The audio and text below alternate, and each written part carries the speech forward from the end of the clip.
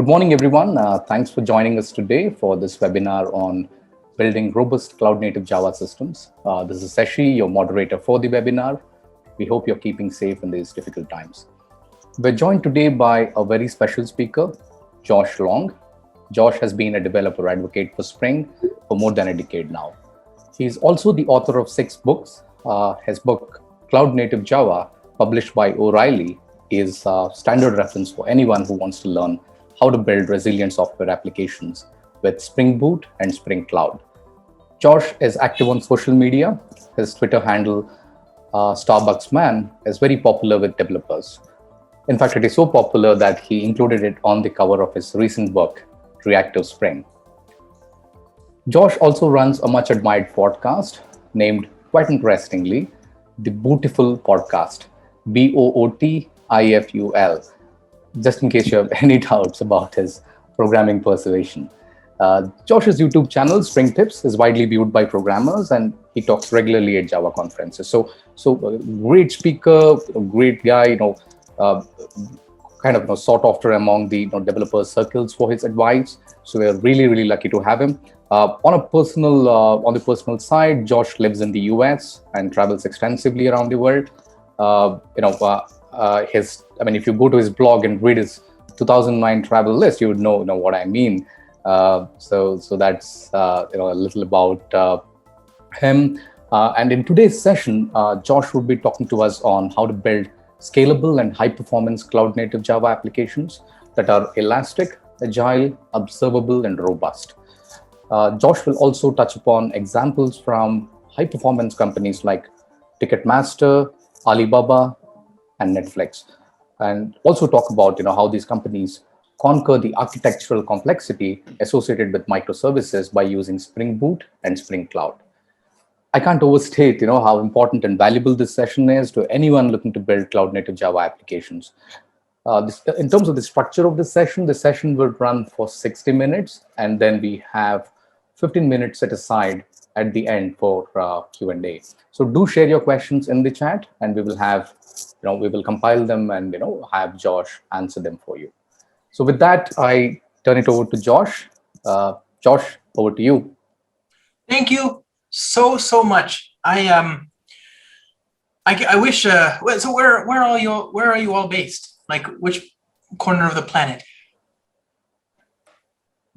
Most of us are from India, but I'll let the other people talk. Yeah, most of us are from India and mainly from around Hyderabad.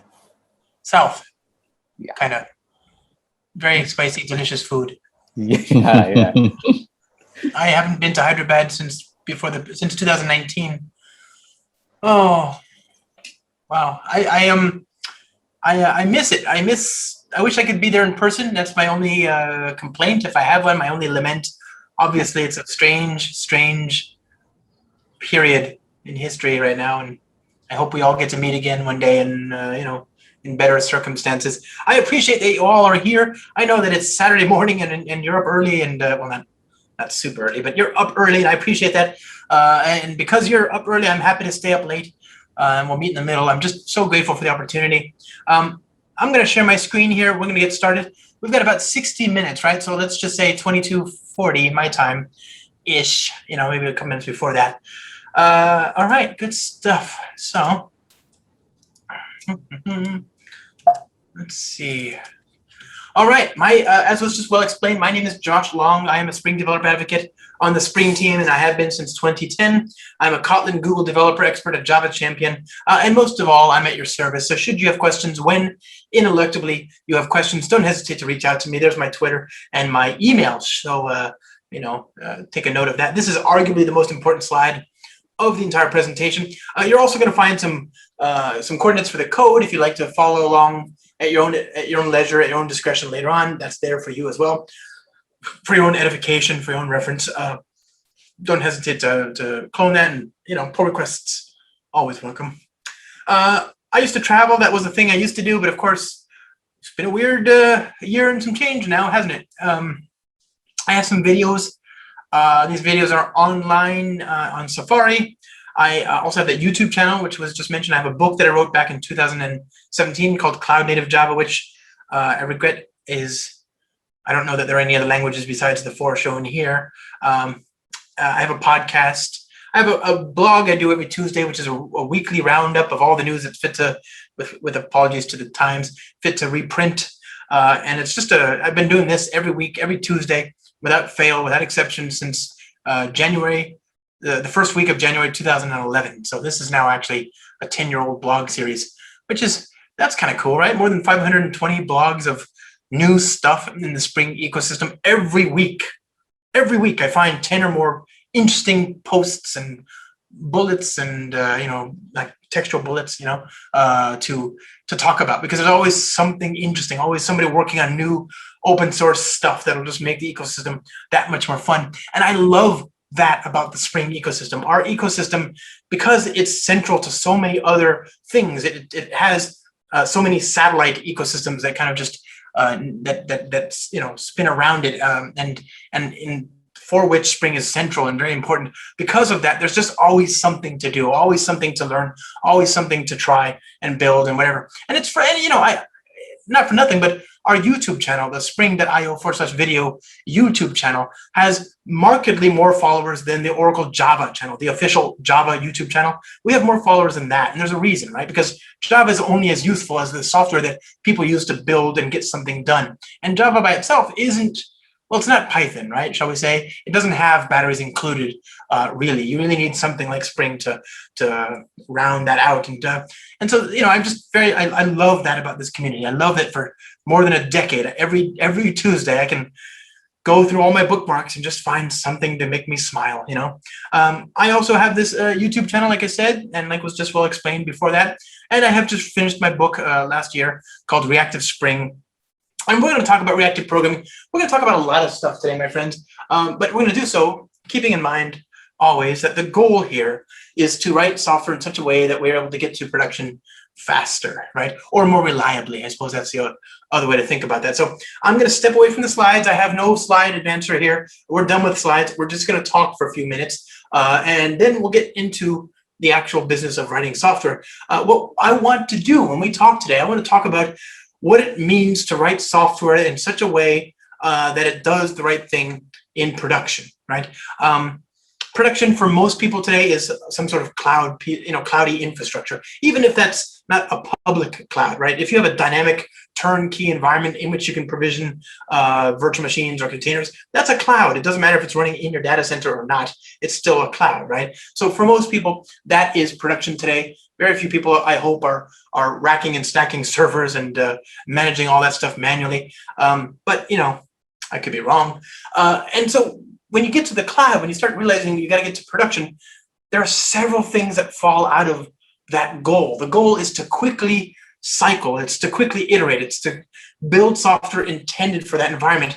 And there are several things that fall out of that use case. One is that people struggle with that. They understand that speed is important, but they struggle with how to get that speed because as often as not, they have these large, unwieldy code bases. These code bases are large, monolithic things. They're unbroken and enormous. And this poses problems because ultimately, the larger the code base, the more people working on it, right? And ultimately, the more people you have working on your code base, the harder it is to evolve that code base because you have to stabilize and integrate all the different changes from all the different people before you can deploy. This is what slows things down. And so it stands to reason then that if you want to improve your ability to get software into production, you need to break apart the teams of people working on it. Well, you can't just start slashing and cutting your code base nilly-willy. You have to do so in a meaningful manner. So we look for seams along which to decompose that monolithic application. And there's a few natural places you might do that. One is around or along what are called bounded contexts. A bounded context is a part of the domain model that stands unto itself, internally consistent and reusable. Eric Evans, the author, he wrote a great book called Domain-Driven Design, in which he talks about this idea of a bounded context. If you have a bounded context, then that's a natural thing. That's a natural seam along which to decompose these monolithic applications into smaller code bases.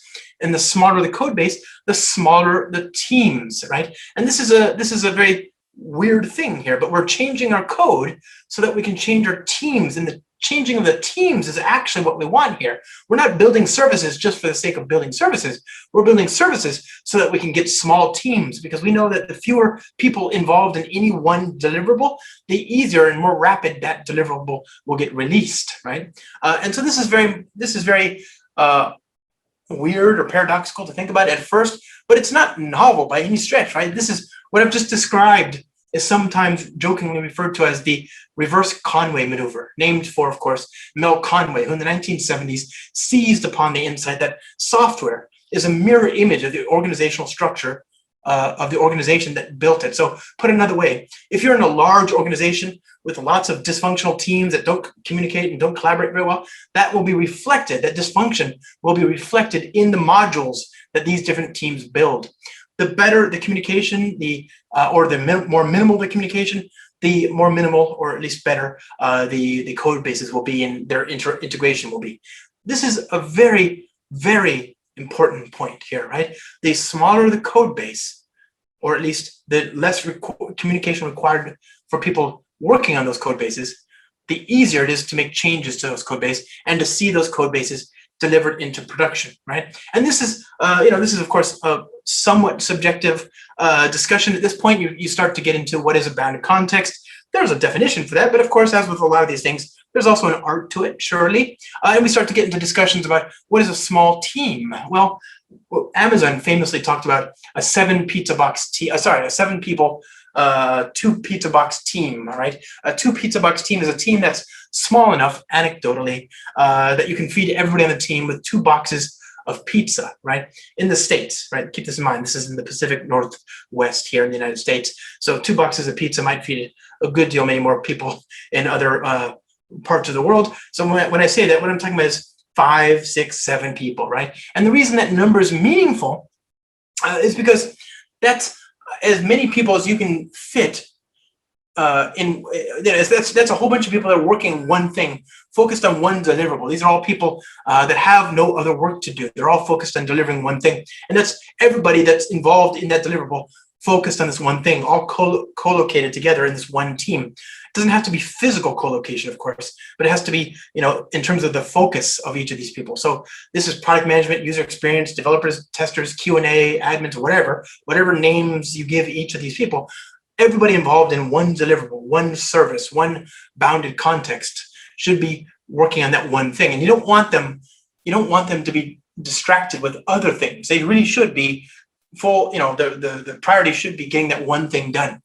5 to 7 people, that's it's very, you've probably heard about the rule of 5s, 50 and 500, right?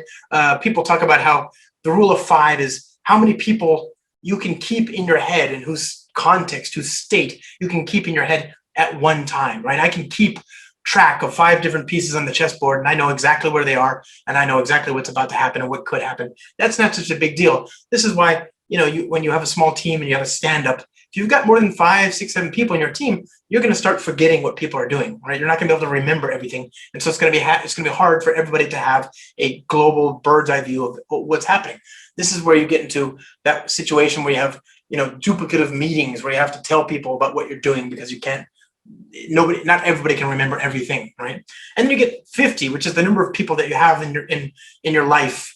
And again, this is sort of rough anecdotal. 50 is the number of people you have in your life that you remember and you associate with and you interact with on a daily or weekly basis. And then 500 that's basically your phone contact list. If you've got, at that point you start straining the list of people that you've ever met, or that you met and wished to retain contact with. These might be people that have faded into a distant memory, but you still remember them if you need to. If you're confronted with them, you might still be able to recall the details about them and so on, but they're not top of mind by any stretch. And I don't know if that has anything to do with this idea of a 2 pizza box team. It always just seemed very strange to me, maybe a little coincidental, maybe not, that 5, 6, 7 people, that's about as many people as I can keep in my head. So it is a very interesting number.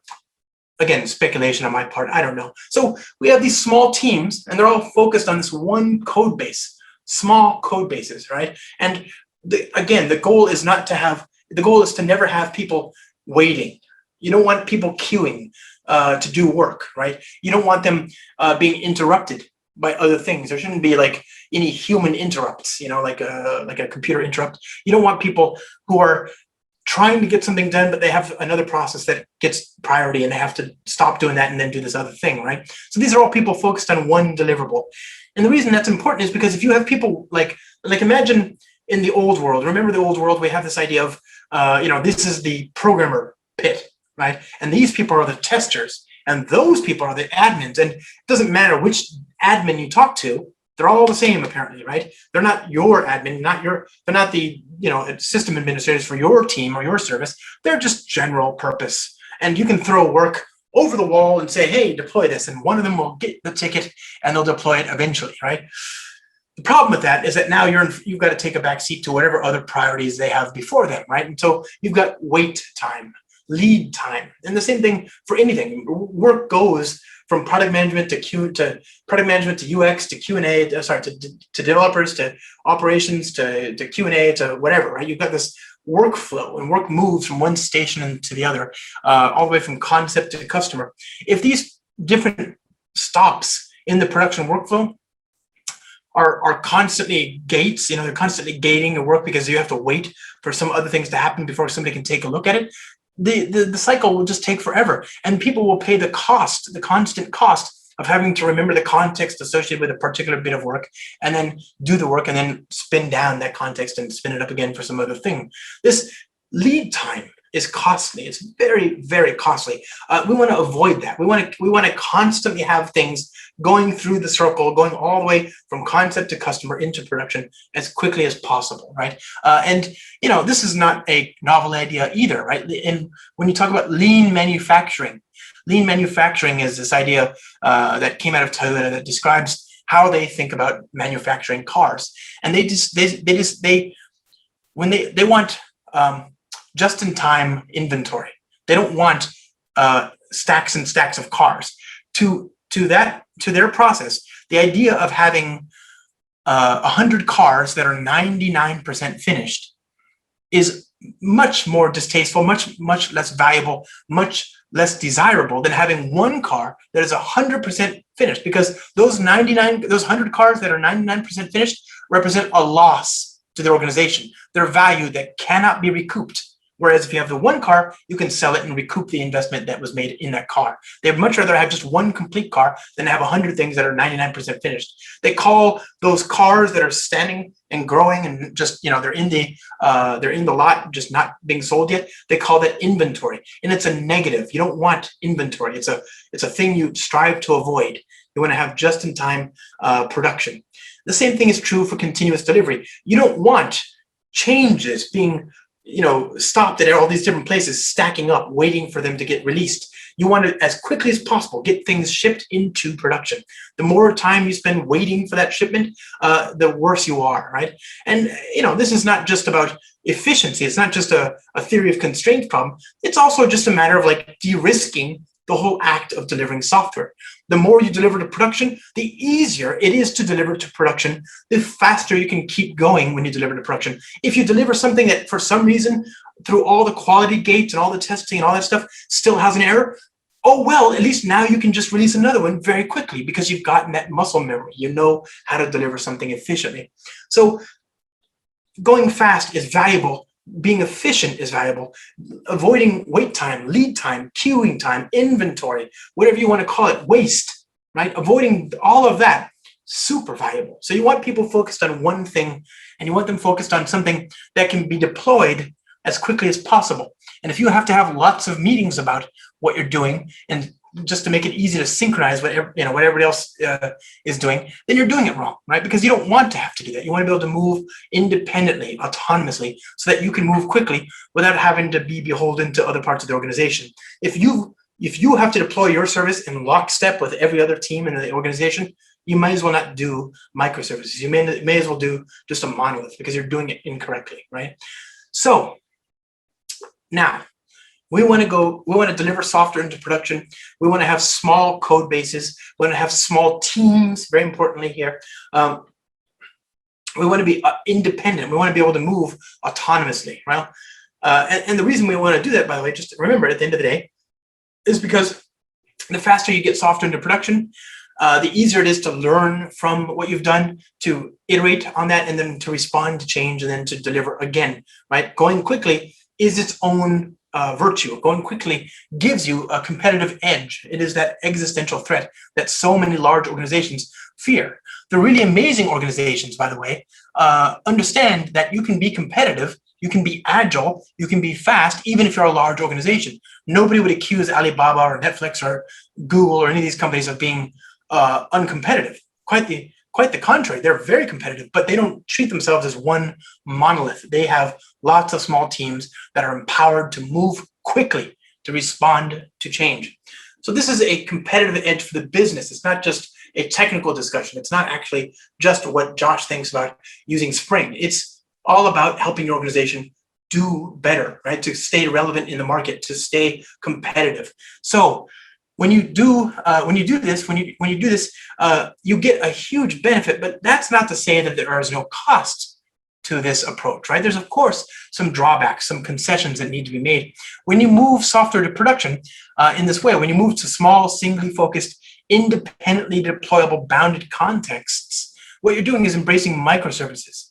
And when you move to microservices, suddenly you've invited the complexity of building a distributed system into your life, and that has costs. I just think it's very worth keeping in mind that those costs pale in comparison to being made obsolete, right? Or not being able to compete in the marketplace.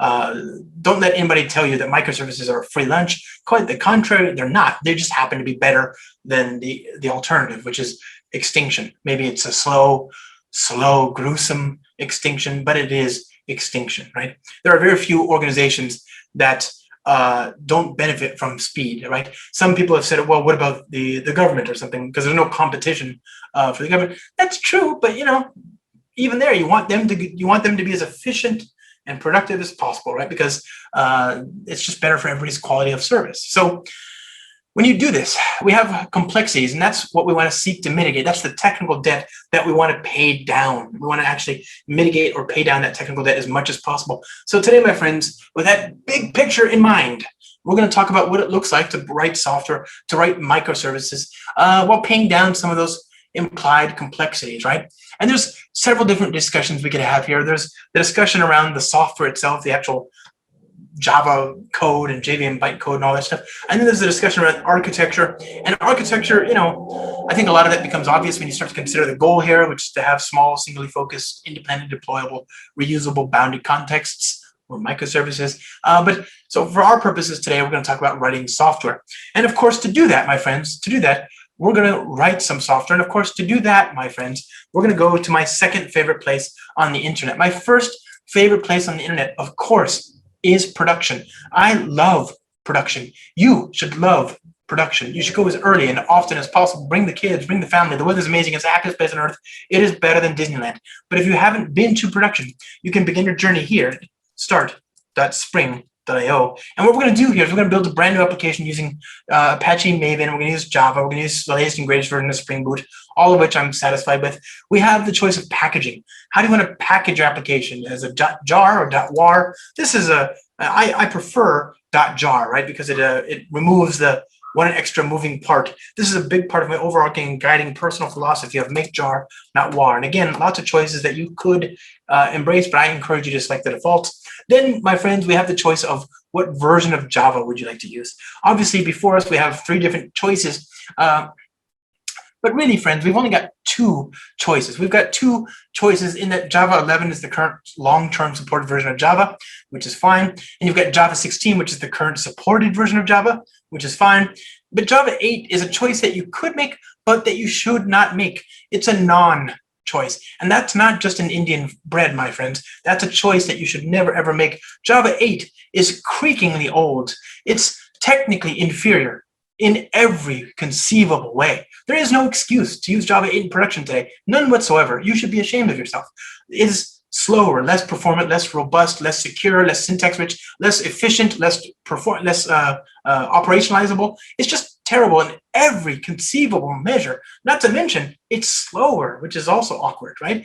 It's also morally inferior in every single way. You're not going to like the look of despair and sadness on your children's face when they find out that you're using Java 8 in production.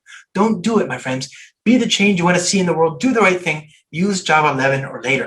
So I'm going to go ahead and leave those selections where they are, but before we can continue, we need to bring in some dependencies. I'm going to bring in Lombok. Lombok is a compile time annotation processor that makes the work of using Java just that much more concise. I'm going to bring in the reactive web support. This is what I'm going to use to support building reactive applications. I'm going to bring in the R2DBC, which is a reactive relational database connectivity abstraction. I'll bring in H2, which is an in-memory embedded SQL data store. And of course, I'll bring in the Spring Boot actuator. Now, I'm satisfied with my selections, so I'm going to hit generate as I can, and I'll go back to my command line here. And you can see I've got a zip file here. I'm going to open this up in my IDE like so.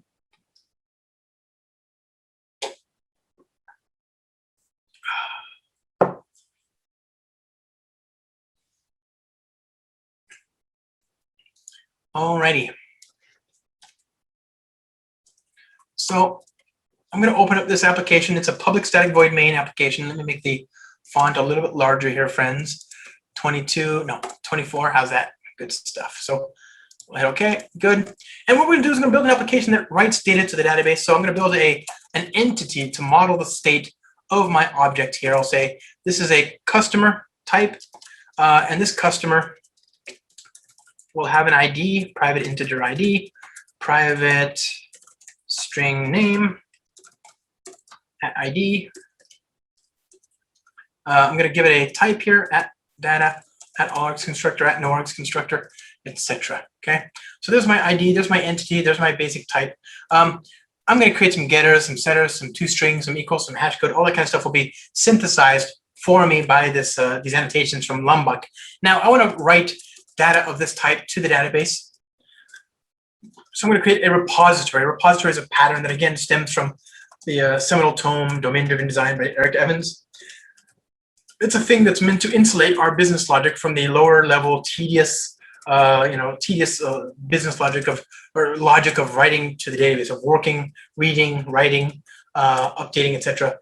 Data, the typical tedious data management lifecycle. And I'm going to create an object that starts up, and it's going to inject the arguments into the constructor. I'm going to synthesize a constructor like so. I could do this.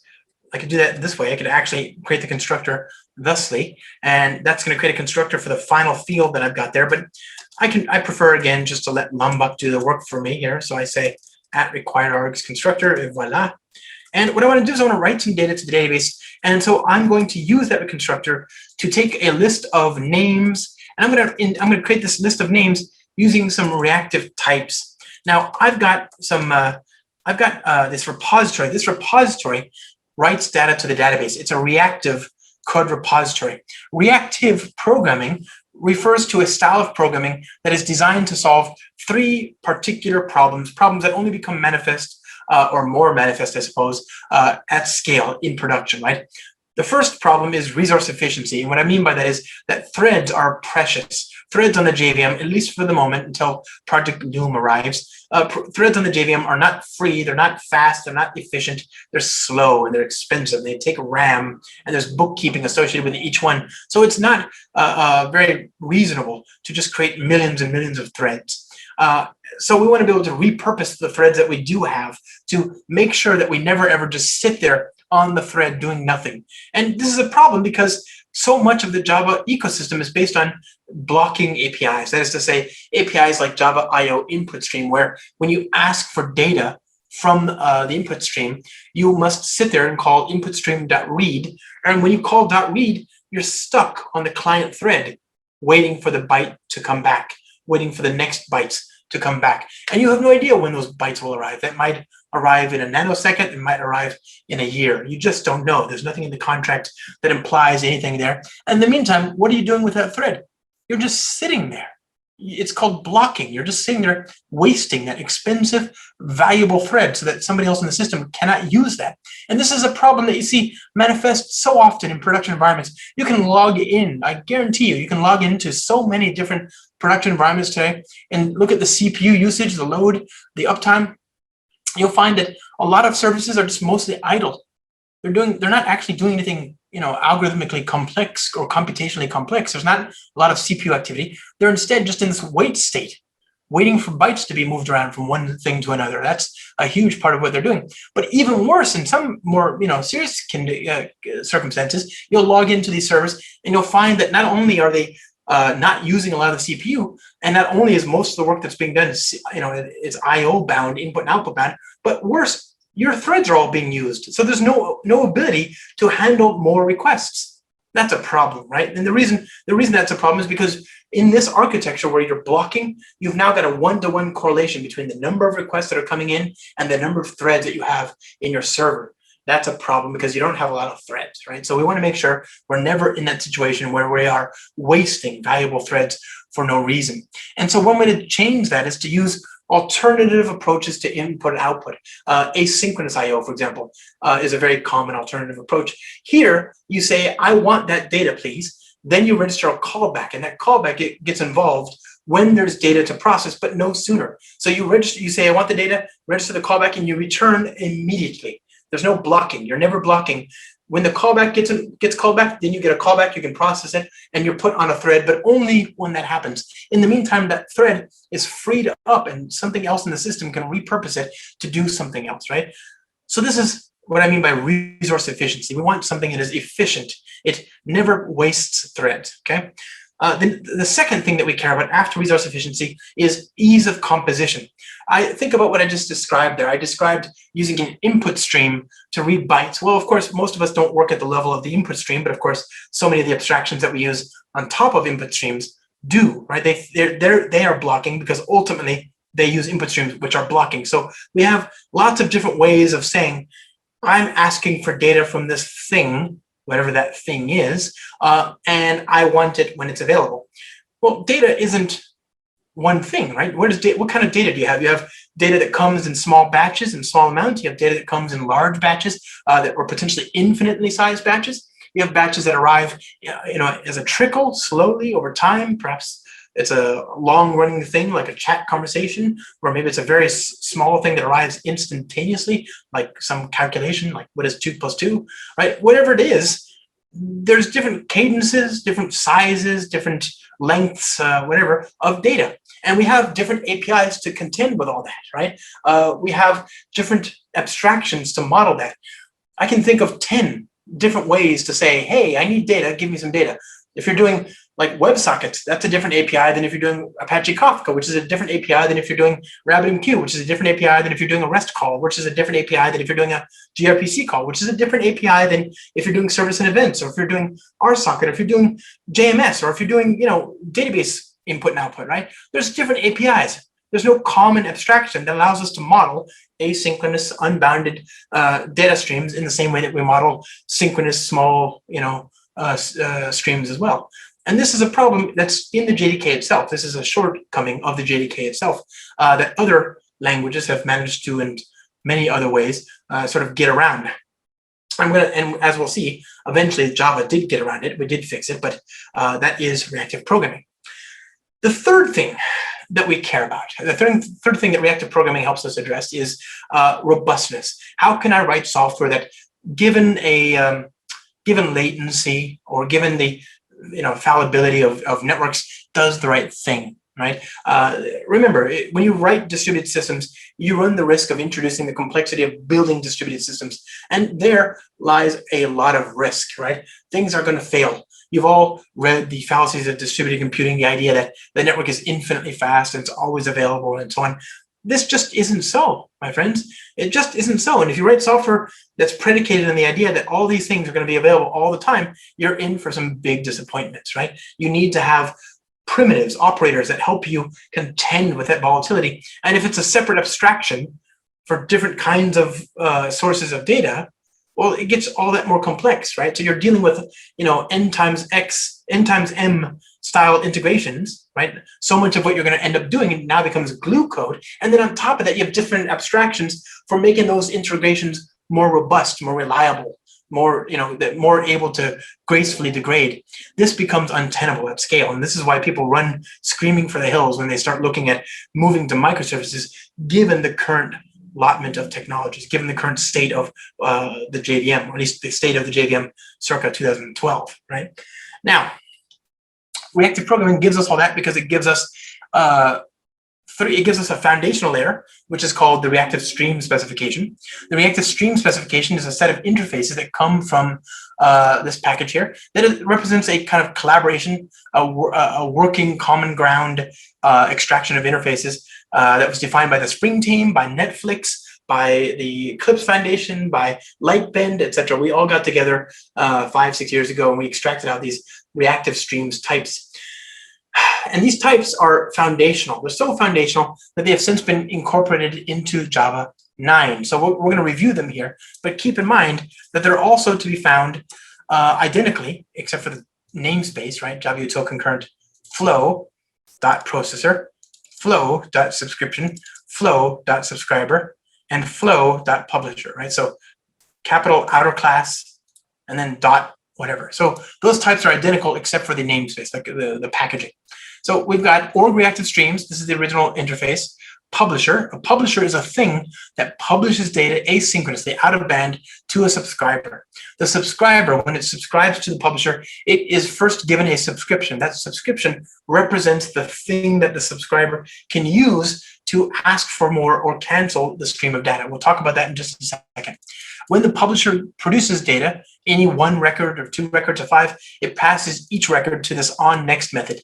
When ineluctably there are errors, those errors are signaled here through the onError method. And finally, when the publisher has completed publishing the data, the onComplete method is invoked. Now let's return to this subscription.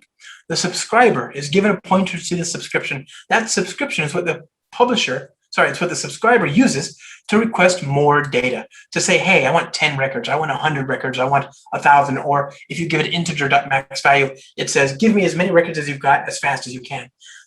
The benefit here is that if you have some large amount of data, you can request batches of the data. You can say, I want just 100 records. And what that means is you'll never get more than 100 records. You might get 1 record right now and 99 records all in the next nanosecond, or you might get 100 records over the next 100 years. You just don't know. But the point is, you'll never be overwhelmed. You are in control of how much data you process. And if you've decided, look, this publisher has been nothing but trouble, I want nothing more to do with it, I want to cancel the stream of data, I can just call subscription.cancel. So this gives the subscriber the ability to measure, to meter the speed at which it processes that data. That's so important because it helps the subscriber, regulate its own load to make sure that it doesn't get overwhelmed, right? A subscriber that is in control of the speed at which it processes data is one that won't ever fall down. If it does, well, one can't help but think it kind of had it coming, right? If you can't, if you say you can handle 5 records at a time, then you should be able to handle 5 records at a time. Nobody's expecting you to be able to handle unbounded, infinite amounts of data at a time. But 5 records or 100 or whatever works for you, you can figure out what that looks like, right? So you just specify I want 100 records at a time, and you'll get no more than 100 records. And if you want another 100 records, you request another 100 records, right? Very simple. And it's not controversial. It's not hard to understand why this is so, right? We at the systems protocol level, when we think about TCP UDP programming, there's one of the hardest parts of writing network protocols is having to write that state machine that deals with flow control. What happens when one socket is producing more data than the other socket, right? In a connection. Well, of course, you've got this really tricky state machine to get right because you've got to make sure that one side can't overwhelm the other. In fact, this is the genesis of Netty, N-E-T-T-Y, the asynchronous I/O library that has become so pervasive. It's in virtually everything in the ecosystem now. That library was originally written as a way to get past, or as kind of a framework for writing that state machine associated with framing messages and dealing with overflow and all that kind of stuff. Flow control is very important at the network programming level. It's also very important at the macro level, at the system services level. This is why people introduce message queues into their architecture. A message queue is a way to buffer or absorb the overwhelming demand so that a consumer can process the data at the speed at which is comfortable and no faster, right? The broker, the message queue, acts as a buffer. It absorbs the excess demand, it stores the excess demand, and when the client is ready to consume it, the broker forwards that demand. That's called a store and forward architecture, right? And again, it's not controversial to do that. It's not controversial to use something like Netty at the small, micro level. So why is it controversial or interesting that we have something like this that surfaces that flow control in our API elements? I don't think it is, and it shouldn't be. This flow control is sometimes also referred to as back pressure. And back pressure just means that I have the ability to push back on the producer so that I don't get overwhelmed. This creates much more robust services. So we've got 3 types here that we've seen so far. There's actually a 4th one called a processor. And a processor is just a bridge. It's a source and a sink, a publisher and a subscriber. Now, these types, like I say, they're foundational.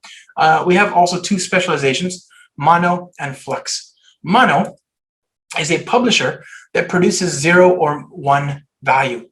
It's a reactive stream. It ultimately implements publisher, but it produces at most 1 value. So you can think of it kind of like a completable future, except that it also supports back pressure. And it goes a far sight further than just the bare foundational interface publisher, in that it supports a lot of these operators that make data flow easier. And it's in these operators that you'll find all the support that I was alluding to earlier for ease of composition, for ease of introducing robustness into the code. Things like filter and flat map and repeat and error handling and retries and all that kind of stuff lives in these operators. There's also Flux.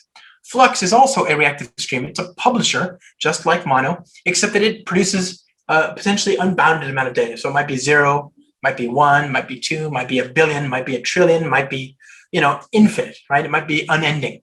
So Flux is also an operator. It's a publisher, rather, that supports potentially unbounded amount of data. But that's it. They're both publishers. You can hand them around as publishers. You can accept anything that conforms to publisher. You'll be able to accept both of those. We recommend you accept publishers and produce or return fluxes and monos. That way the semantics are clear. If somebody says to you, hey, give me a, if somebody says to you that you're going to return a publisher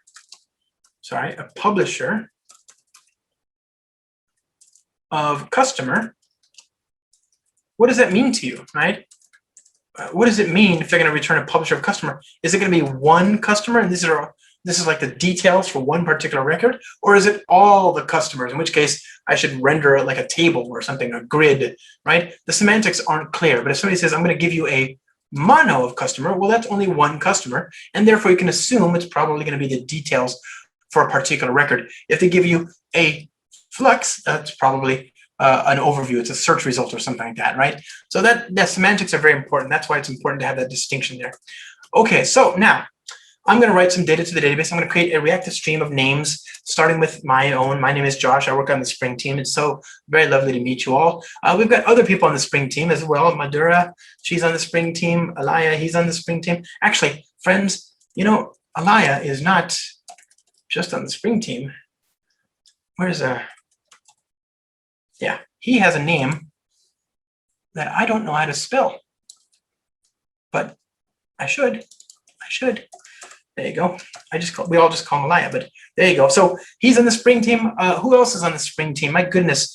We've got the good Dr. Dave Sire. We've got Violetta. She's on the Spring team. We've got Yushin. She's on the Spring team. We have Olga. She's on the Spring team. And we have Stefan. He's on the Spring team, right? So there we go. There's nice 8 records of people on the Spring team, a nice round number. And what I want to do is I want to visit each one of these names and turn them into a new customer, thusly. So no passing that in, and I'll create a reactive stream of customers. All right, so there we are. There's my customers. Now I want to now write the data to the database. I'll say this. I'll say I want to take the customers and map each one to a record in the database, like so.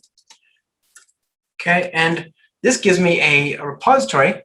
This gives me the data for the save. Basically, I'm passing each customer to the save method. That in turn returns a mono of customer. So the result is I have actually a publisher, a flux of mono of customer. I don't want that, right? I want to unpack that intermediate type. So what I'm going to do is use flat map. Flat map will unpack that intermediate type so that you have just the outermost asynchronous type. You don't have a stream of asynchronous values and then an inner value that has to be resolved asynchronously as well. Okay, so there's my operations. There's my pipeline. I've defined how the data is going to flow from one operator to the next. And indeed, you could actually chain these things together. And most of the time, I do. I don't tease them out typically. I just put them all in one little pipeline. But I also want to do some other things. I want to be able to initialize the database, right? So I'm going to do. I'm going to use the database client here, and this database client is a way to, it's a way to talk to the lower level SQL API. So I'm going to create a table customer with a primary key. Okay, and I'm going to give it a name, var car 255 not null fetch.rows. Okay, good. So I'm going to initialize the database there. What else do I want to do? Well, of course, I'm going to then delete. I want to find all the data. So I'll say var all equals this dot. Okay, so now I've got these three things that I want to do, and I could try and run this at this point, but the problem is that because these are all publishers, you need to subscribe. Otherwise, they're inert. Nothing will happen until you subscribe. So I could just try and do ddl.subscribe like this, and I could do the same thing down here for the names. I could say .subscribe here as well, and I could say all.subscribe. And the problem, of course, is that as I subscribe, what I'm actually doing is I'm spinning off a separate thread. There's no guarantee thus that this thing will have finished executing by the time this line gets executed, right? And ditto, there's no guarantee that that line will execute by the time this line executes. So we need to force the execution, the deterministic execution of one step before the other, but we can't rely on subscription because they're asynchronous. They execute on different threads. So instead, what I'll do is I'll chain them together. I'll say this dot then many names, then many, okay, and then all. I'm going to subscribe. Okay, good. So I'm going to read the data, write the data, get all the records, and then log it out. Voila. Okay, there's my my pipeline, and I'm using these operators.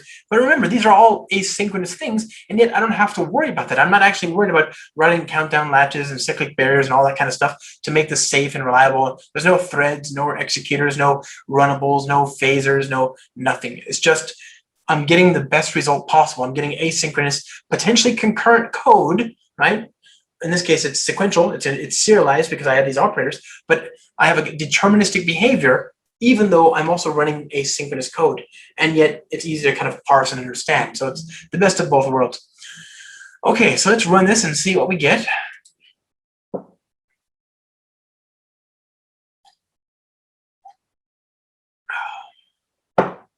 All right, there we are. We happy few. We have 8 records. It's worked.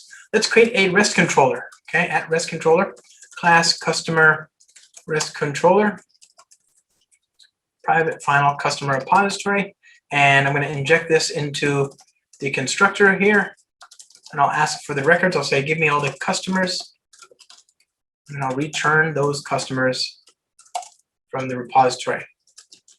Okay, so there's my repository. Let's go ahead and restart this. Let's give me a REST endpoint. I'm going to go ahead and restart. Here we go. And this is just an HTTP endpoint. I'm using the REST controller annotation to say that this is a type. So here we are, localhost customers, and voila, there's our data. It worked. Are we ready to go to production yet? Of course not, right? Not nearly.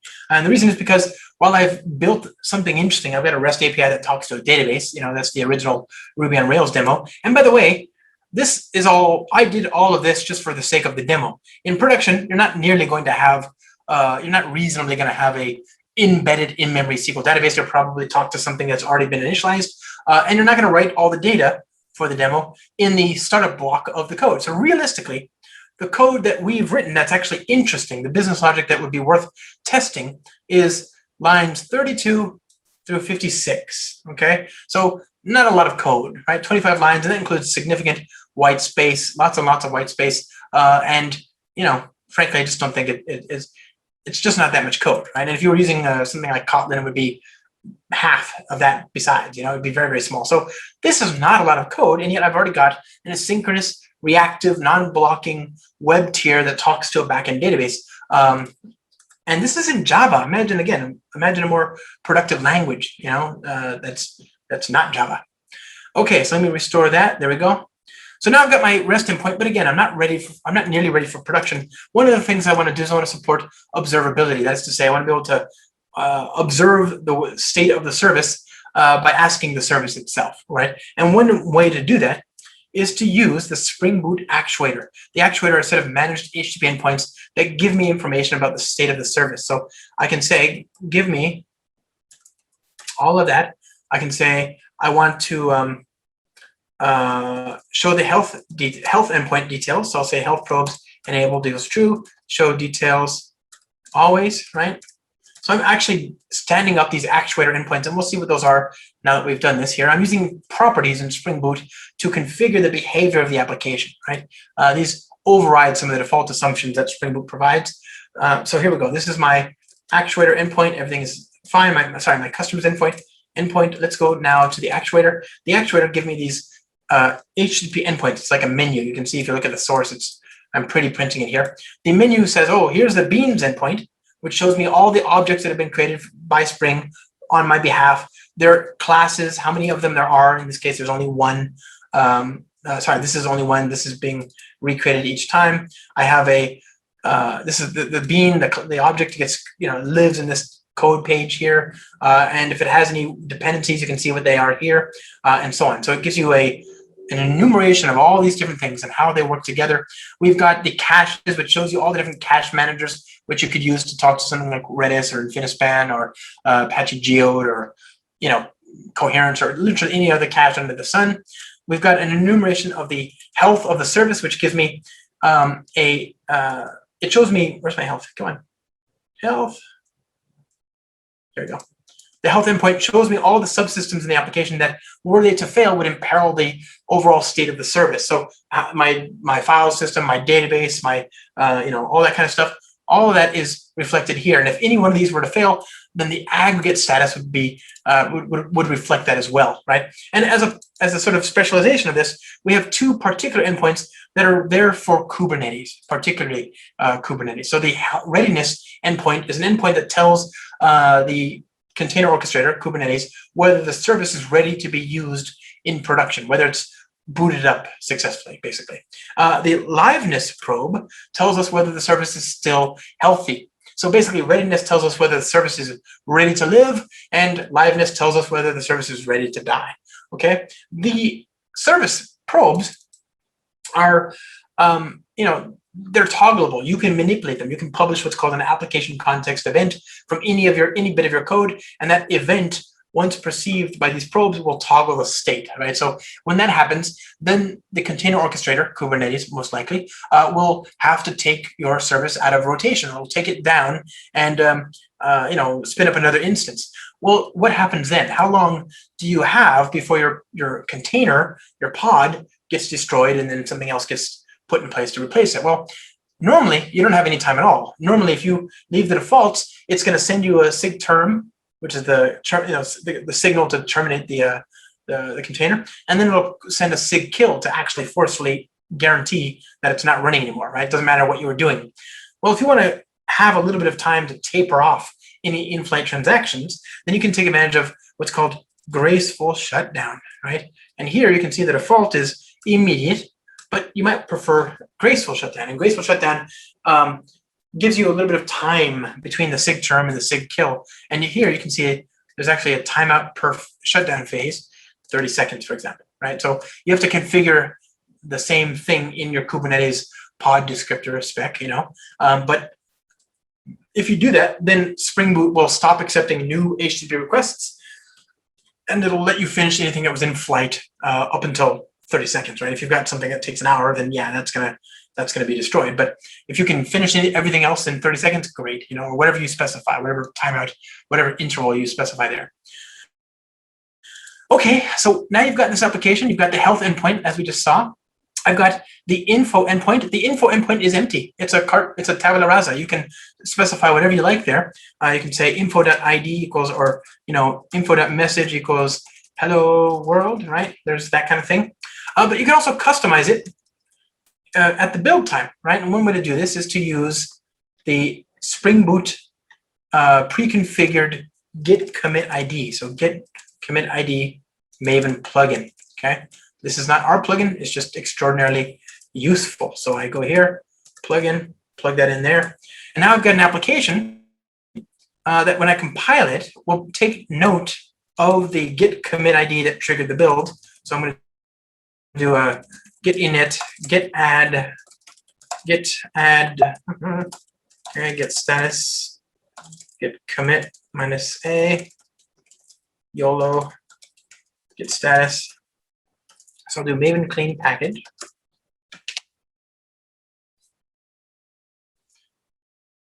All right, and what that's going to do is it's going to create a text file called git.properties here. And that has the name of the build, the time, the user, the name, the version, the commit ID, all that kind of stuff that I would need to correlate what version of the software is running in production. So now if I run this again, having built that git.properties file, go visit this, and you can see it says, hello world, that's my message. And then it's also incorporated the output of that git.properties. That gives me an idea of, oh, okay, I'm running version, the git commit ID is this version right here, right? That's the ID. Now I know, and it's running on this branch. So therefore, if there's a regression or something, I can just go back to my git code and go, okay, let's git triage this. Let's figure out what happened. Do some git bisecting or something, right? Okay. So lots of different useful endpoints here. These are all designed to make your journey in production easier. There's a bunch of other ones. The environment gives you the environment variables.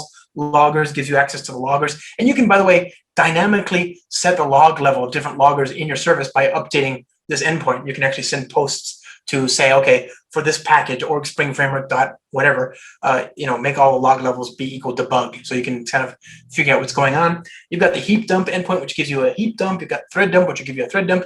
You've got your metrics endpoint. These are keys and values that are great for high cardinality data. Things like how many requests you've got, how many users have signed up, how many orders have been placed, or whatever. You can you can use our default keys and values, but you can also publish your own. All of that is backed by something called Micrometer.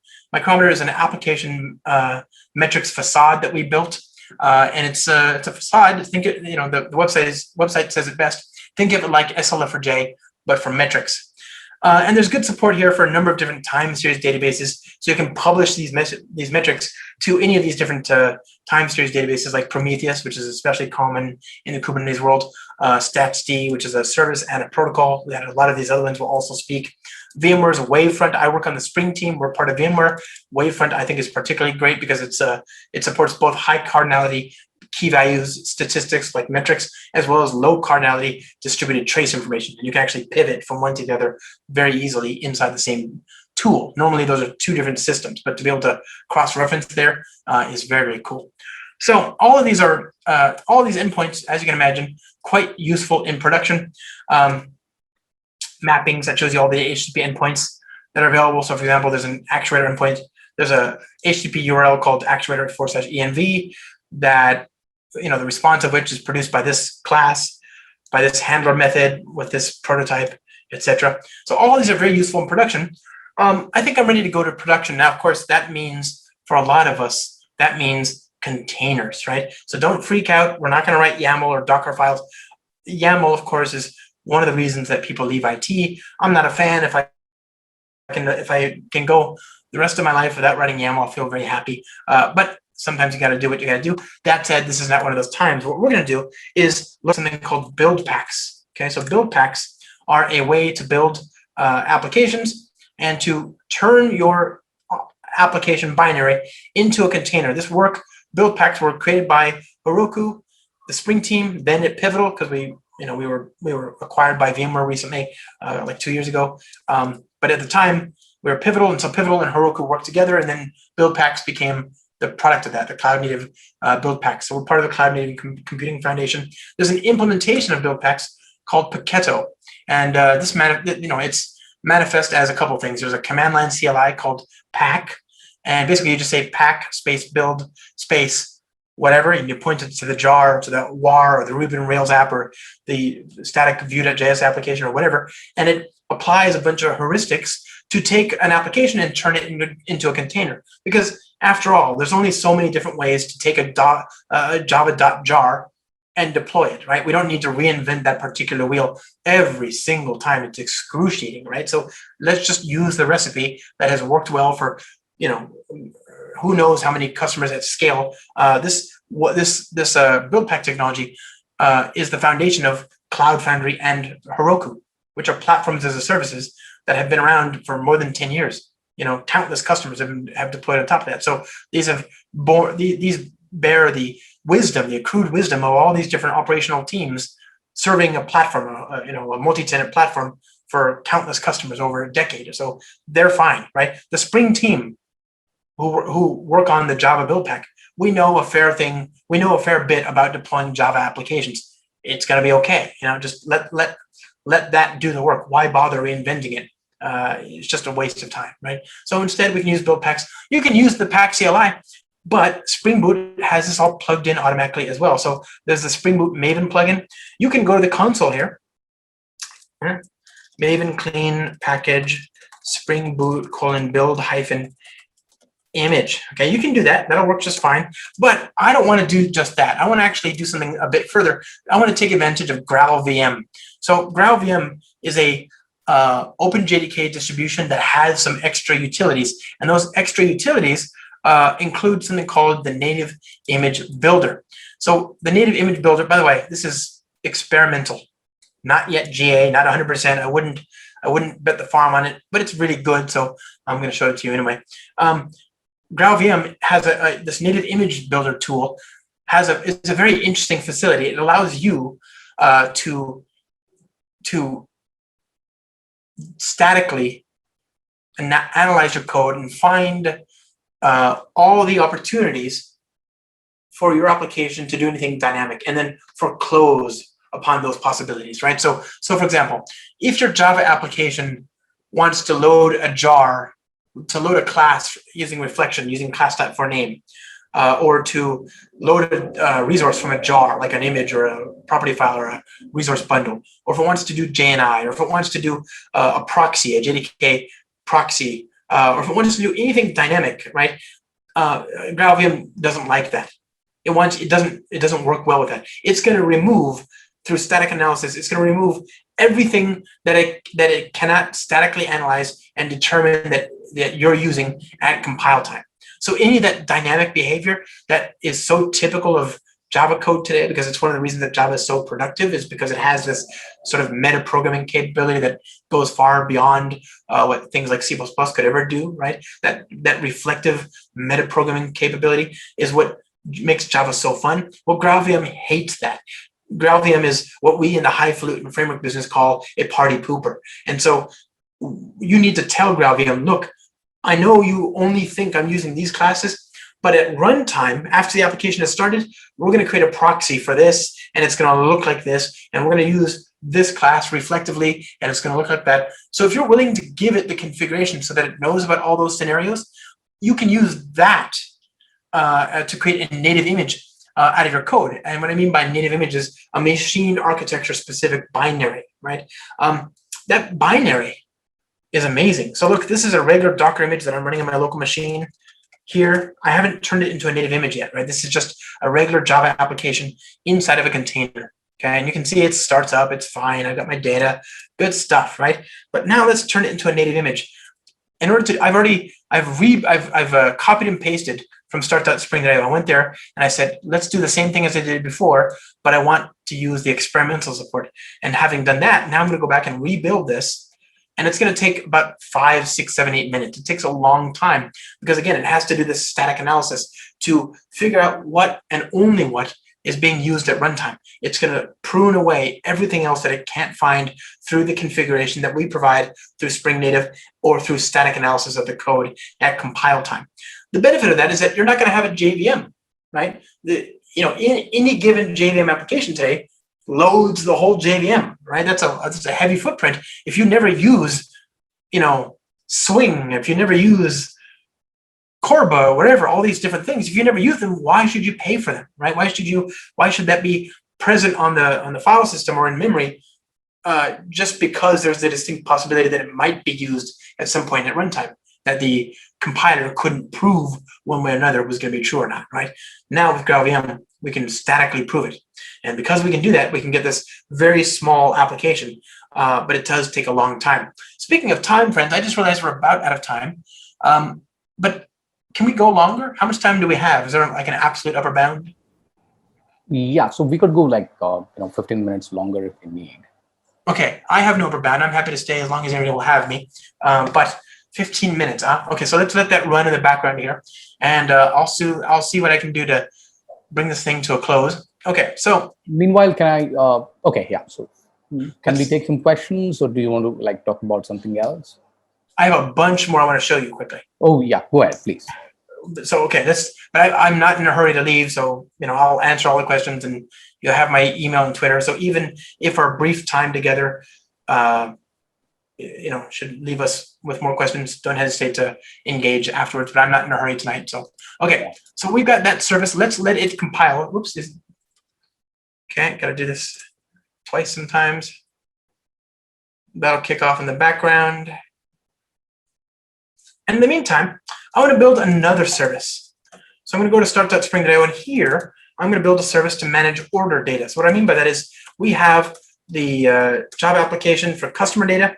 Each customer is going to make orders. That order service will live in a separate service. That order data lives in a separate service. Now you might say, well, that's part of the aggregate. It's part of the bounded context. Surely that data would not exist but for the customer data. So the life cycle of the order is bound to the life cycle of the customer. And I'd say, yeah, in theory, but in practice, you might delete the customer data, but you might need to keep the order data for financial accounting, revenue recognition kinds of stuff. So in practice, that data lives longer than the customer, and so it can live somewhere else, and it has a different function. So why not extract it out?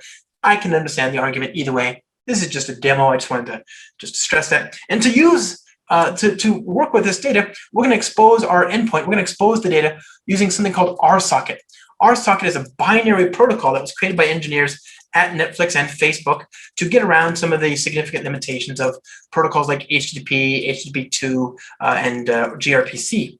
The protocol here is a reactive protocol. That is to say, it reifies at runtime the concepts of reactive programming. So it understands back pressure.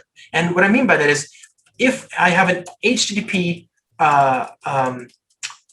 client that connects to a HTTP service, and the HTTP client disconnects, the HTTP service can only cancel the production of data. It can't just say, oh, okay, the client is disconnected, I won't give it any more data. And then when the client comes back somehow, give it more data. There's no ability to pause and then resume an HTTP connection. But with RSocket, there is. And also, RSocket is truly bidirectional. So there's no such thing as like a client and a service anymore, right?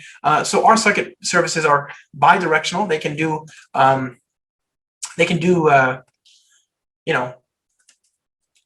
RSocket port 81A1. They can do more different kinds of message exchange patterns. So not just request response like HTTP, but they can do streaming. They can do bidirectional streaming. They can do fire and forget. There's no need for the producer or the consumer to expect a response. They're very, very, very flexible. It's also a stateful multiplexed connection. So in that respect, it's it's just more efficient. There's not this constant handshake, ACK, and all that stuff that has to be done for each network request. So I like RSocket. It's easy to use and it's easy to set up. And when Facebook built this protocol, they built a Java client for the protocol. It's a language agnostic protocol, of course, but the Java one was built naturally on top of RSocket order, on top of Reactor, the Reactor library that we're using behind the scenes for all the reactive stuff. So Flux, Mono, that comes from Project Reactor. Okay, so import that class, map, good. Okay, so we're going to say for var customer ID equals 1, customer ID is less than or equal to 8, customer ID plus plus. We're going to say var orders new, playlist order for var order ID equals 1, order ID less than or equal to, let's say math.random times 100, order ID plus plus, and I'm going to just create a new order. I'm going to synthesize some data. This is an in-memory database, just so we have something to work with for our demo. But I trust you get the idea. This could, of course, talk to a database just as easy as I did before. It's reactive after all, so you can use any reactive database abstraction. Okay, so I'm just building a little in-memory map of customers and their orders, and now I want to surface that information as an RSocket service. So orders.customer_ID, publisher of order, get orders for customer ID. Turn this dot db.get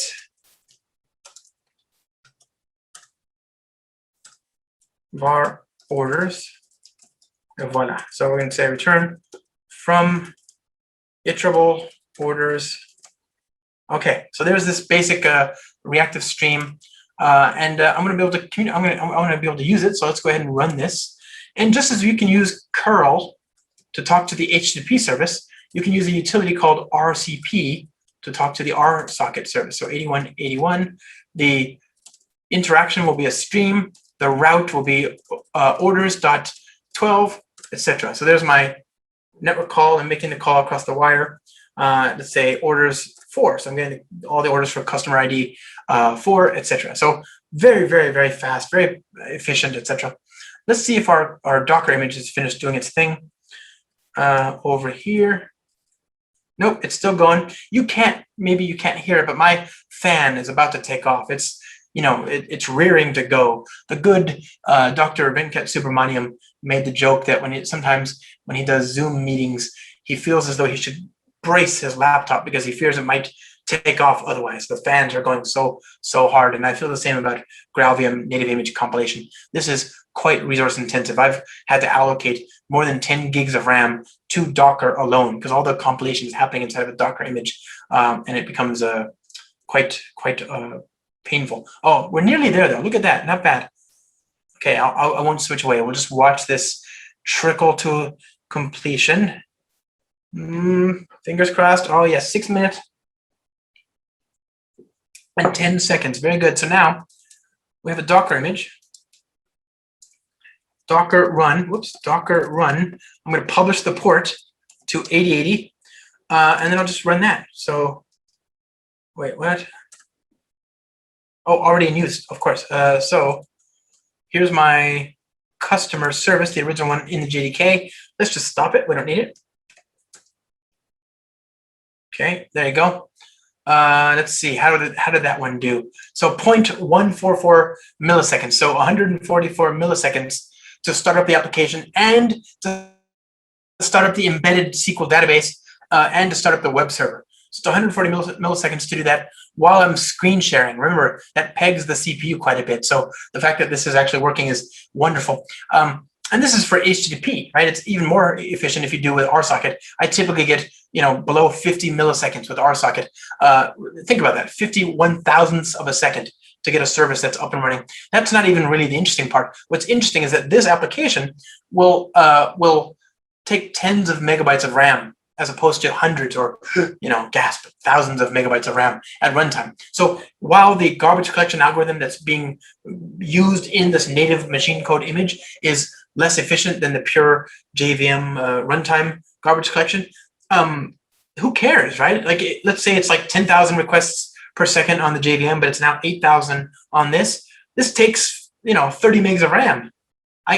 Whereas the other one might take 250 megs of RAM, right?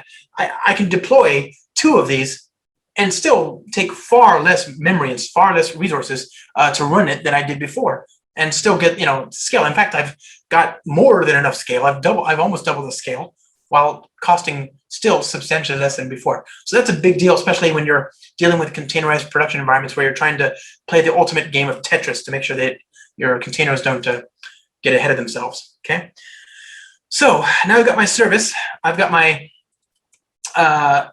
my RSocket service and my customer service. Let's return yet again to start that Spring.io. And here we're going to build a new module called Gateway. And this Gateway is going to use Lombok. It's going to use RSocket. It's going to use the reactive web support. And there, I'm satisfied with the selection, so I'm going to hit generate. Oops, let me go back to here. RMRF Gateway. Voila, hit generate. Okay, UAO gateway.zip. Okay.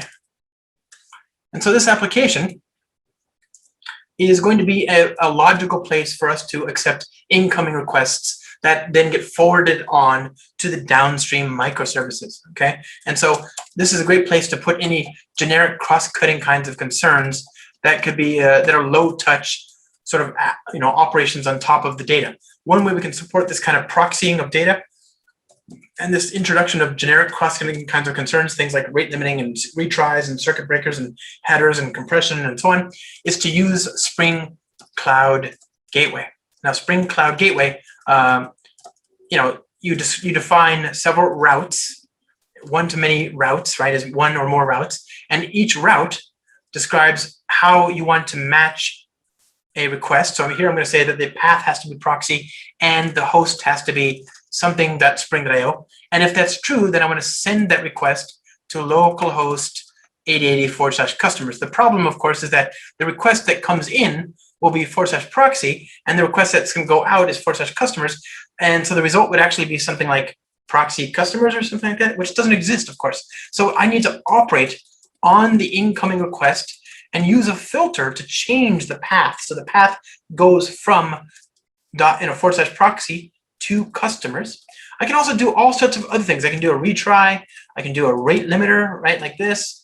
I can do whatever. I don't want to set that one up. I can add a response header, right, like this. So I can do all sorts of interesting things in a generic fashion to allow my services downstream to maintain a consistent level of service while not having to change each one of them. So now I've added chorus headers. Now I can deploy this gateway, point my JavaScript to this gateway service, and it in turn can proxy all the services behind it, right? All the services, in a kind of a fairly homogeneous architecture. It can proxy them and add chorus headers so that now I can talk to all those APIs. It can do all sorts of interesting things. We don't really have time to get into all that, but that's one thing you might be doing at a gateway, at an API edge service like this. This is called an edge service. The other thing that you might want to do is to act on the data. So I might want to operate on the data. I might want to have a way to change something or to synthesize a view of the data so that if I have a client and it needs to see a composite view that shows me, for example, all the order data and all the customer data, I can do that here as well, right? This is a API adapter. So I'm going to create a API adapter that talks to the customer service and to the order service. It's going to be a CRM client, and I'll have an endpoint here that returns all the order data from the RSocket order service. Okay, I'm going to say return.empty. And I'm going to have another endpoint here that gives me all the customer data, like so. I'm just stubbing this out for now. And of course, this is going to be a Spring Bean. And in order to do the work, I'm going to need some clients. So I'll use an RSocket requester because, again, with RSocket, there's no such thing as client service because either side, once connected, can initiate the conversation. And then I'll use the web client for the HTTP service. Well, of course, I need to inject these references. So I'm going to use required args constructor, and then I need to vend instances of these beans here. And I'll do that up here. So I'm going to say build, great. And then I'll build a RSocket requester. And you can see the construction is fairly consistent across both of them. The difference, of course, being that you point the RSocket quote unquote client to the host and port to which it's going to make connections on creation. It doesn't have to be re-specified. It's a stateful multiplexed socket. So now I have these things. Let's go ahead and use them to make our calls. So we'll say this.http.get.uri localhost, okay, /customers, retrieve, and then get the data and turn it into a reactive stream of customers. Great, okay. What about this? This.rsocket.route. And here, we're going to say I want to call the order service, passing in a customer ID, which we know to be this. I'm going to turn it into a stream of orders, right? My client-side representations of the DTL. Now, of course, this assumes that everything will be just fine, that the internet is infinitely fast, etc. And of course, that's a lofty and a ridiculous proposition. So instead, I need to make sure that I do something. If something should go wrong, I should make sure that I introduce retries, perhaps potentially introducing a exponential backoff of 1 second each try for 10 different tries. I can specify timeouts, right? And these operators that I'm showing you here, these come with Project Reactor. So even though I'm talking to an HTTP service up here, they also work for the RSocket service down here. That's what I mean by ease of composition, and that's one of the things that I mean by making our services more robust. Okay, so now I've got this these reactive interactions. Now I want to build a composite view of the data. So I'm going to create a customer orders class here as we wrap up here very quickly. So I'm going to create a view of the customer data and the order data, right? So orders, good. And of course, I'll getters, setters, toString, etc. And now I want to create this view, this composite view that gives me all the customer data and all the order data from across these two different endpoints. But this is one of the benefits of using reactive programming, is that it's great for this kind of concurrent scatter gather service orchestration and composition. So what I'm going to do is I'm going to say for each customer, I want to hold in memory at the same time the result of the customer itself, right? So I'm going to say here's a reactive stream for the customer on the left, and then over here on the right, I'm going to have the order data. So get order data for customer.getID.collect list, and that gives me a flat map. That gives me a tuple. Now, a tuple in programming is a typed array where each slot in the array has a distinct type, as opposed to like an array of ints. The first slot might be like a string, the second one a boolean, the third one a date, whatever, right? So here I have a tuple. T1 is the customer, T2 is the list of orders, right? So I want to create a new customer order. So I'm saying tuple dot, okay, and voila. So there's my customer orders, and look what I'm doing. I'm actually saying, give me all the customers, and then concurrently, at the same time, launch a request and give me a customer and all the orders for that customer. I'm doing that concurrently. And now I can use that and create an HTTP endpoint to give me that concurrent scatter gather view of all the data. And again, this is just very trivial to do with reactive APIs. That wasn't even the ideal scenario, what I just showed you. That wasn't even the scenario that you want in your code, because what that does is it's actually it's doing n+1, isn't it? It's actually calling all the customers, and then for each one of those, it's going and getting all the orders, right? So ideally, you're going to have a endpoint that that gives you, all the orders for all the IDs of all the customers, right? That's what you want in the long term. But it's just nice to know that even doing the wrong thing, this is still at least the most efficient thing that you can ask for. Oh, I forgot one little thing here, friends. Server port 9999, run.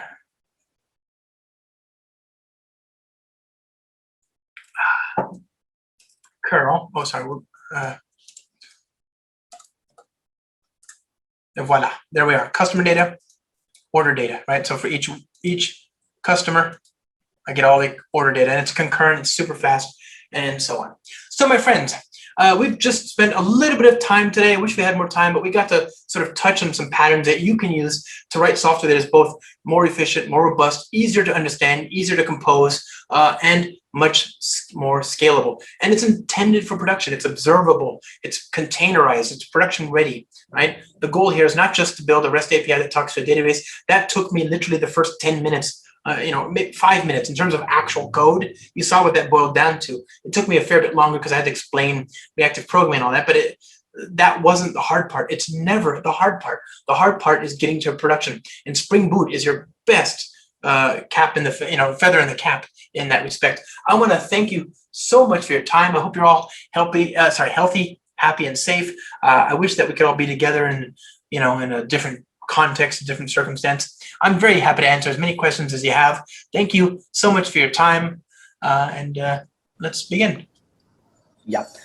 Thanks, Josh, for a brilliant and energetic presentation. Thank you. Thanks for having me. And it really was, sort of mind expanding to see what kind of possibilities Spring Boot offers, especially rookie programmers, because in the IT world we talk about pyramids, right? At the base of the pyramid, you have like a lot of rookie programmers. So the problem is getting these programmers to build high performance, production ready applications without really having to worry too much about implementing all this small stuff around reliability. So it's really interesting to see the demos and how Spring Boot achieves that. And we also really loved your demos around the build process and the whole monitoring process, and also the concept of reactive programming. So thanks a lot for your time. So in the interest of time, because we don't have a lot, I've sort of shortlisted two questions, which Sure. was sort of general enough. One is from Harish, and he refers Harish. back to, yeah, so he refers back to your statement that microservices are not free lunch, and if an application has like more than 100 microservices, it becomes really complex. So he wants to know if Spring offers any built-in mechanisms to better manage this complexity. Yeah, I mean, I spent the last 90 odd minutes talking about those patterns. Yeah. In terms of the complexity in your code, that's what Spring does. Everything I just showed you is designed to address that. Obviously, the actual management of the services themselves, the actual deployment of them, that's something you're going to have to deal with in terms of Kubernetes or Cloud Foundry or whatever. Kubernetes it can be overwhelming. There's just so much to deal with that, right? So I recommend a platform, something like Cloud Foundry, which builds on Kubernetes, maybe Knative, or maybe Azure Spring Cloud, something like that, that sits on top of that foundational layer and gives you the ability to manage deployments and lifecycle and all that stuff. Right.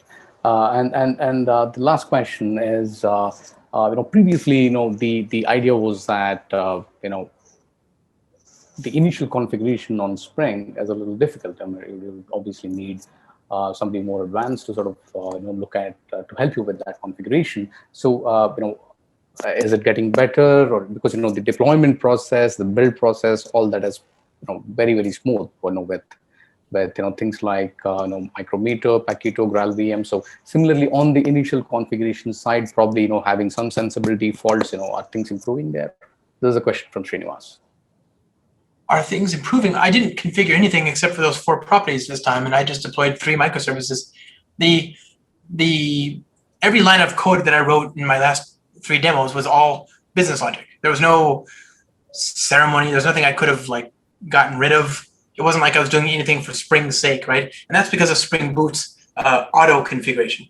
The idea is that if you looked at Spring as of 20 years ago, because remember the first lines of Spring in 2001. In fact, I think it's May. If you look at one of the earlier lines of code is actually the JDBC template, which the author tag for that is it's like May 5 or something, 2001. So we're coming on 20 years since that class. But if you looked at the earlier versions of Spring, there was XML, right? And you had to define all the different objects and how they're related to each other explicitly in this XML. And that's because we didn't have annotations. Then we introduced Java configuration, right? Java configuration built on annotations to implicitly imply the wiring of objects in your code. And then we built component scanning and lots of optimizations. But at some point, you still had to write or wire up all the different moving pieces in your code. Then we introduced Spring Boot's auto configuration. And auto configuration is what makes it so that I can do more in a few minutes, half an hour, 20 minutes, than most people can do in a week, or most other languages can do in a week, because Spring Boot just looks at the queues, things like the class path, things like the environment, things like properties, and it says, oh, you want a web server? Great, I'll go ahead and spin up a web server. I'll install a web framework. Oh, you want to do batch processing, or oh, you want to do security, you want to do data integration, you want to do messaging, whatever. And it just lets you write the little bit of code that corresponds to your business logic, right? So not only has it improved, but you won't find anything even close to as concise. Java is the thing that was verbose here, not Spring. But in terms of if you took Spring and Kotlin, for example, and compared this similar app to something like that in .NET or Express.js or Angular or whatever, they're multiple times more verbose compared to the equivalent Spring app. And that's a wonderful situation to be in It's a little bit, it's with some chagrin that I say that because I remember when Java and Spring were, verbose. Right, right. Very good. So thanks a lot, Josh, once again for your time. We're like really privileged and honored to have you talk to us today. And uh, we hope you stay safe and healthy. And Thank you. we'll all catch up in a different context, like you said. Yeah, thank you so much. My heart is with all of you. It's been it's been a nightmare. How's it going over there? You don't have to. Yeah, it's. All that you read in the papers is true. This time it's like really bad. Yeah. Oh man, and our country was going through the same thing. It's improving slightly, but we were going through the same nightmare just a few months ago. So one feels for you. I'm so sorry. Right. Yeah. Okay, my friend. Thanks a lot, Josh, for your time. Suguna, you want to add anything? Thank you. Thanks a lot, Josh, for joining. It really means a lot to us. I'm sure all the participants really learned, something new, and they really gained some insights from this session. And we hope to, get the chance to collaborate with you more often, through this journey. Yeah. Thank you. Have a wonderful day. Wonderful, wonderful weekend. Thank you. Stay safe, my friend. Bye. Bye-bye.